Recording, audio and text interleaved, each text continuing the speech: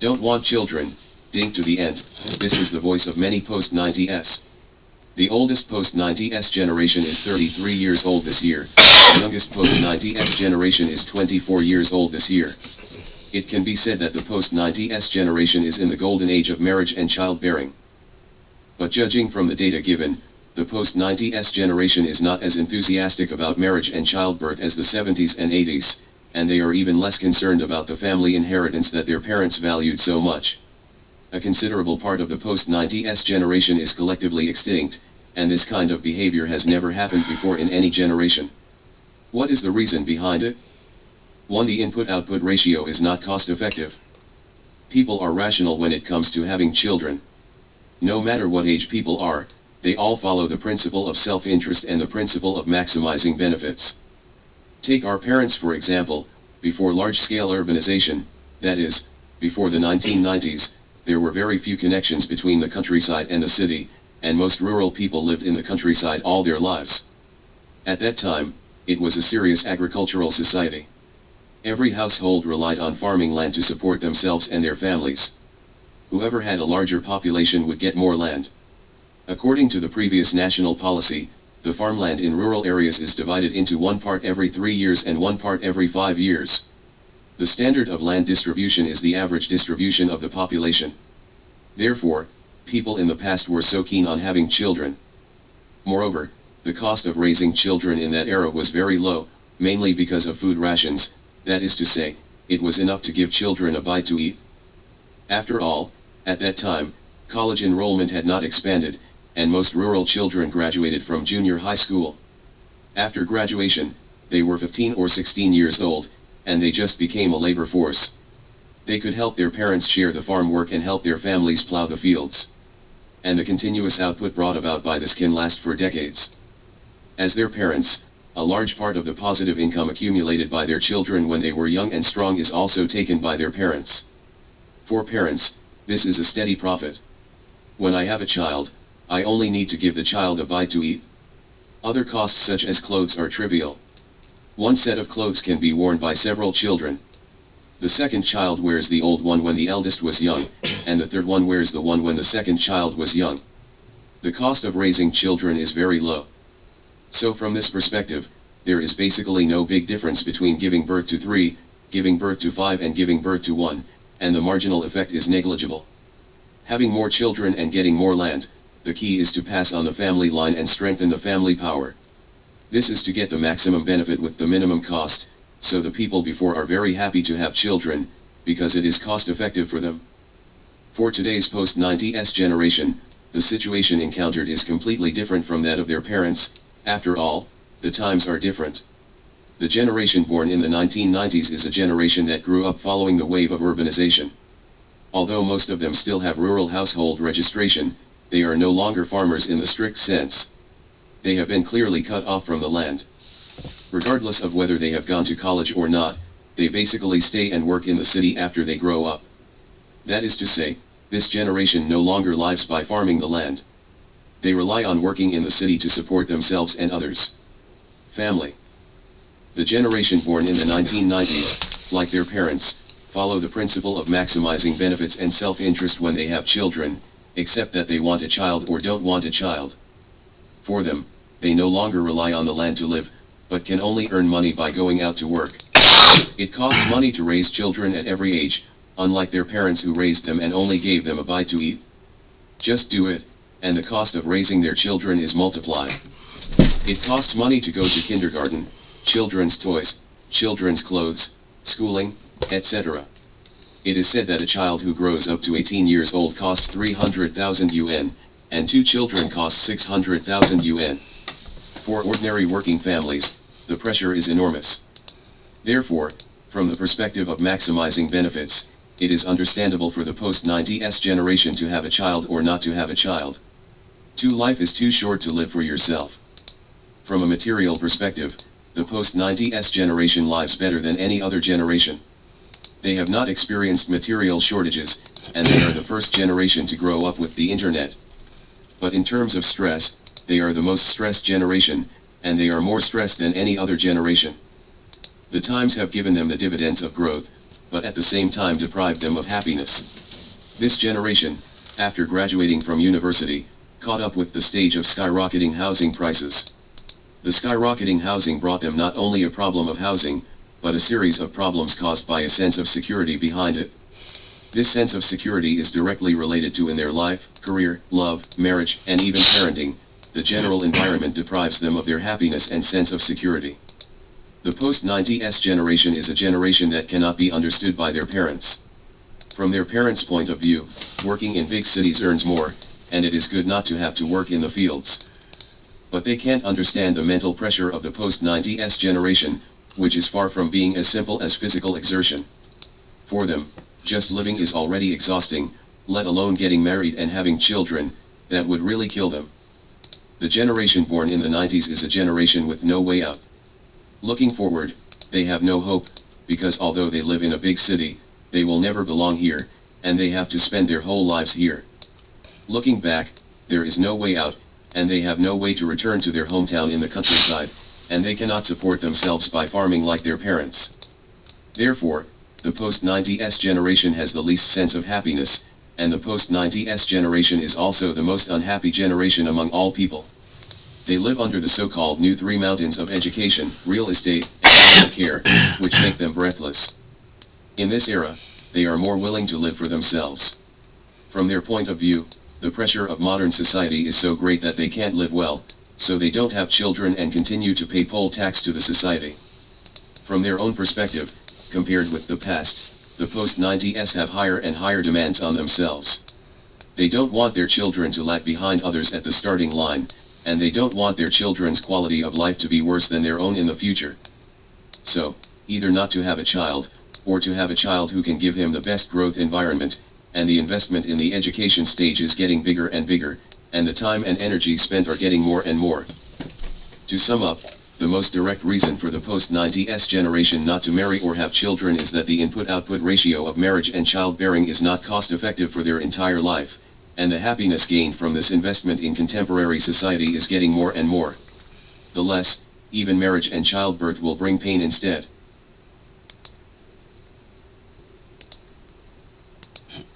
The world is full of tragedies, but many tragedies can be avoided. It is a great tragedy that avoidable tragedies happen again and again.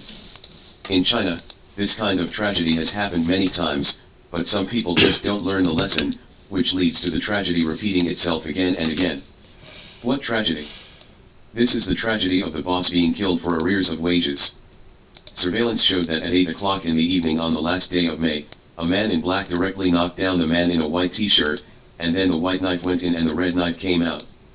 In the process, the man who was killed also said that he was wrong, but it did not stop his life from being terminated. The tragedy goes far beyond that.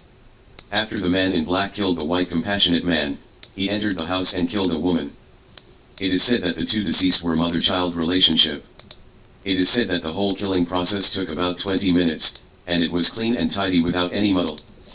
So, what is the reason? It is said that the person who killed and the person who was killed was in an employment relationship, that is, the employee and the boss. The reason for the murder was only because the boss owed him 3,000 yuan and did not pay it back. In this regard, many people will think, is it worth it for a mere 3,000 yuan? Yes. For rich people, 3,000 yuan is really nothing? Might just be the money for a meal. But for those who are short of money, 3,000 yuan may be life-saving money. I don't know why the boss owed the family 3,000 yuan in wages and refused to pay them. Isn't he worried at all? Doesn't he watch the news? There have been many tragedies across the country where bosses were killed because they owed money. Why not learn the lesson of blood? It is really sad that such tragedies happen again and again. For this kind of sorrow, the world has learned from it, and maybe it won't be long before it will be mourned again.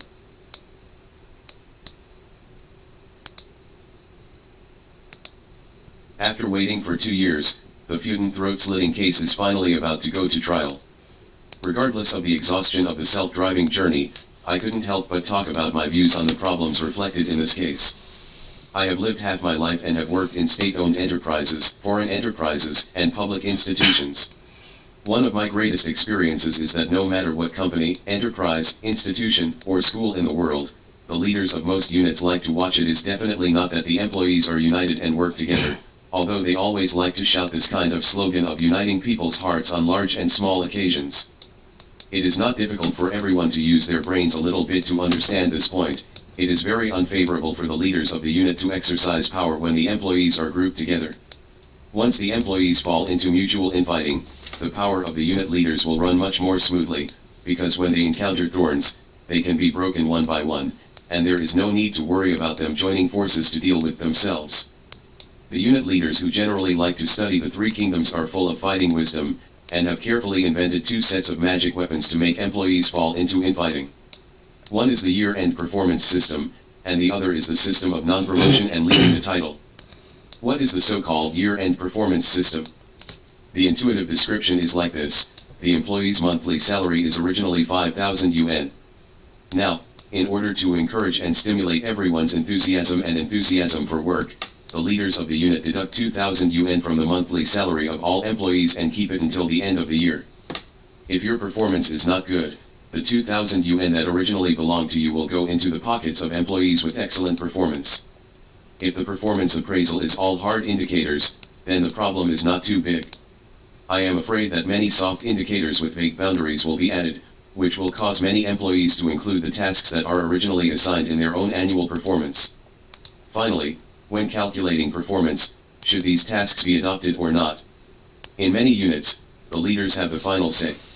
After adoption, how much is it? It is also determined by the unit leadership. If the 2,000 yuan was not forcibly cut off on a monthly basis, but was deposited into each employee's personal account on time and in full every month, other employees would not expect other people's money to enter their pockets at all. Therefore, everyone can coexist peacefully and treat each other with a smile on their faces. Well, now that the performance system has been implemented, the 2,000 yuan per month that originally belonged to each employee has been cut off on a monthly basis, re-summarized, and redistributed at the end of the year. Get more money that doesn't belong to you in the distribution. Since the total amount of cake for each unit is fixed, Zhang-san takes more, which means that others may take less. As a result, the performance system successfully ignited the annual civil war between employees and employees. In front of money, how many people can be as calm as me? I have been working for more than 20 years, whether in state-owned enterprises, foreign enterprises, or public institutions. I have never blushed with others for the performance at the end of the year. As long as others are not too ugly, I generally do not argue or quarrel. However, no matter what unit you are in, people who care about money will always be the majority. What's more, the money was originally part of his monthly salary. In the face of performance at the end of the year, if you want to keep your own interests and strive for more interests, there are two ways to go. One is that the fist is strong enough, and the other is that the relationship is strong enough. The first way is risky. No matter how hard the fist is, if you hurt someone else, you may end up losing more than you gain. Therefore, most people have chosen the second path of gentle pilgrimage, to get in touch with the leader. This is definitely not a problem of a certain unit. From east to west, from south to north, in most enterprises and institutions that implement performance systems, the leaders mostly have this purpose, and most of the employees have this kind of virtue. Next, let me talk about the either promotion or departure system of college teacher titles that has been very fashionable in domestic colleges and universities these years. It is also the conflict caused by the system. As early as 3 years before the throat-cutting incident in Fudan University the day before yesterday, a young teacher at Sun Yat-sen University slapped the dean, Professor Gan Yang, in public before he was due to be dismissed. Public opinion burst into applause, and everyone shouted "well played" in unison. This system works smoothly in the United States, but when it was introduced to China, why did something go wrong? Because the operating environment of the system is very different. In the United States, you don't need to rely on connections to publish papers, and you don't need to use contacts to apply for projects. Genuine talent and real learning are the kingly way. After Phase Hung left, he was convinced. Everyone has long known the chaos in the Chinese academic circle. Under the circumstance that the editors of core journals dominate the publication of papers, and the professional scholars dominate the application of projects, how many losers under the no promotion and no exit system can be convinced? What's more, when the scientific research achievements of several countries are evenly matched, various invisible and intangible soft indicators are quietly operating. Through this non-promotion and non-promotion system, the green peppers have been caught in open and secret struggles that have lasted for several years, and the leaders of the college can easily increase their power. This is why some colleges and universities clearly plan to retain only one young teacher in 6 years, but the leaders of the college will introduce several young doctors at the same time 6 years ago. Let them fight each other, the leadership can reap the benefits, and the young teachers are called up, just like servants. 6 years later, one group will be sent away, and another group will be recruited. The tragedy that happened at Fudan University this time is the most worthy of everyone's reflection, since the vast majority of university teachers believe that the system of no promotion and no leave is not suitable for China's academic environment. Why do few people stand up and oppose it clearly? Facing a large net in front of them, all the fish have their own ulterior motives. They only think about how to find a hole to rush through, instead of working together to tear the net. Once they are lucky enough to swim over, even if they are covered in bruises, they will not curse the net, but will turn around and laugh at the fish that failed to break through the net. This fable is enough to accurately summarize the ugly state of most cultural people in the Chinese academic circle. Facing the tragedy of Fudan University's throat-cutting this time, I want to say that in any enterprise or institution, officials have too much power, which is definitely not a good thing, and it may hurt themselves. However, what I want to say is that many literati are not so innocent in the face of the power and tactics of the leaders of the unit. This time, Zhang Wenhua, who failed under the non-promotion and departure system, lost control of his emotions and killed the secretary of the college. If under the pressure of the system, he has suffered from anxiety and insomnia for many years, and endured it for many years. If he is lucky enough to survive the performance appraisal and stay in Fudan University to teach, will he still hate the system? I very much doubt it.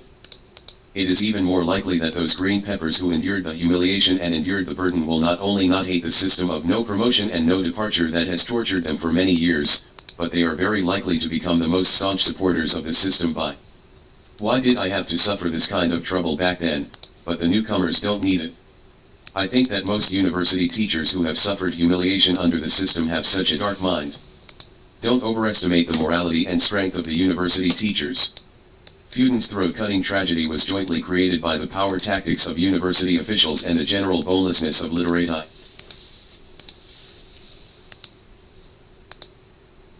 Nalan Rongruo's poems are sad, lingering, sincere and touching. He is not only honored as one of the 3 masters of Qingxi, but also praised by Wan Kuo-yi as since the Northern Song dynasty, there is only one person. A few excerpts are shared as follows. 1. Huangzisha remnant snow condensing brilliance cold painting screen.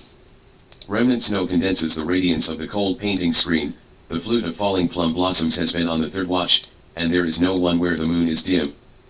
I am a melancholy guest in the world, I know what is going on with you, I cry freely, and I recall my life in the sound of heartbreak. 2. Linjiang immortal cold willow. Where are the flying catkins and flying flowers? A layer of ice and snow is devastated, and a sparse tree is cold just before dawn. Love him, Minjiao is good, haggard is also related. Most of all, when fancy was shaken behind, I learned to teach people to shun mountain. The skirt dream intermittently responds to difficulties. How much hate the west wind can't blow the eyebrows away. 3. Picking mulberry seeds and singing snowflakes on top of the plug. It's not about being obsessed with light appearance, and the cold place is better. Don't have roots and buds, it's not a rich flower in the world. Who can cherish Xian Yang's farewell, wandering in the end of the world?